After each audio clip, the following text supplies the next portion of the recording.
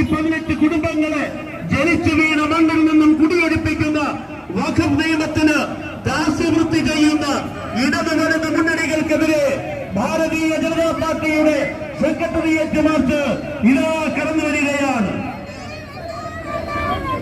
മുനമ്പത്തും കൽപ്പാത്തിയിലും ചാവക്കാട്ടും വയനാടും കേരളത്തിലെ പല സ്ഥലങ്ങളിലും പാവപ്പെട്ട ജനവിഭാഗത്തെ കുടിയൊഴിപ്പിക്കുവാനുള്ള വഖഫ് കര നിയമത്തിന് ഐക്യദാർഢ്യം പ്രഖ്യാപിക്കുന്ന ഇടത് വലത് മുന്നണികൾക്കെതിരെ ഭാരതീയ ജനതാ പാർട്ടി തിരുവനന്തപുരം ജില്ലാ കമ്മിറ്റി സംഘടിപ്പിക്കുന്ന സെക്രട്ടേറിയറ്റ് മാർച്ച് ഇതാ കടന്നു വരികയാണ്.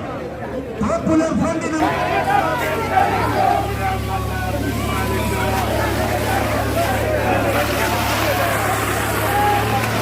ഇല്ല, ഞങ്ങൾ പിന്നോട്ടില്ല.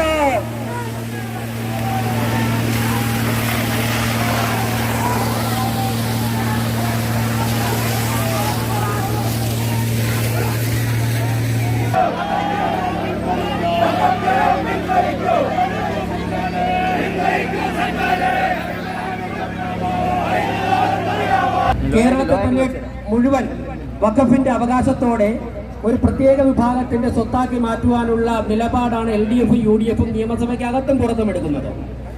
ഇതിനെതിരെ ശക്തമായി തുടക്കം മുതൽ തന്നെ വോട്ട് ബാങ്കിനെ നോക്കാതെ പ്രതിഷേധ പരിപാടികളുമായി രംഗത്തിറങ്ങിക്കുന്ന BJP ആണ്. അബ്ദുറഹിമാൻ മന്ത്രിയെ പുറത്താക്കണം. കാരണം അബ്ദുറഹിമാൻ മന്ത്രി വഖഫ് ഭീകരതയെ അനുകൂലിക്കുന്ന വ്യക്തിയാണ്. അദ്ദേഹം ദേശാഭിമാനിയിൽ എഴുതിയ ലേഖനം ദേശാഭിമാനി മാർക്സിസ്റ്റ് പാർട്ടിയുടെ ഔദ്യോഗിക ജിഹ്വയാണ്.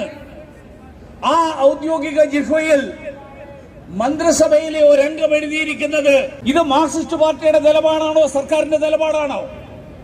ഇതാണ് മാർക്സിസ്റ്റ് പാർട്ടിയുടെ നിലപാടെങ്കിൽ, ഇതാണ് സർക്കാരിന്റെ നിലപാടെങ്കിൽ എന്ത് സമവായ ശ്രമമാണ് നിങ്ങൾ നടത്തുക?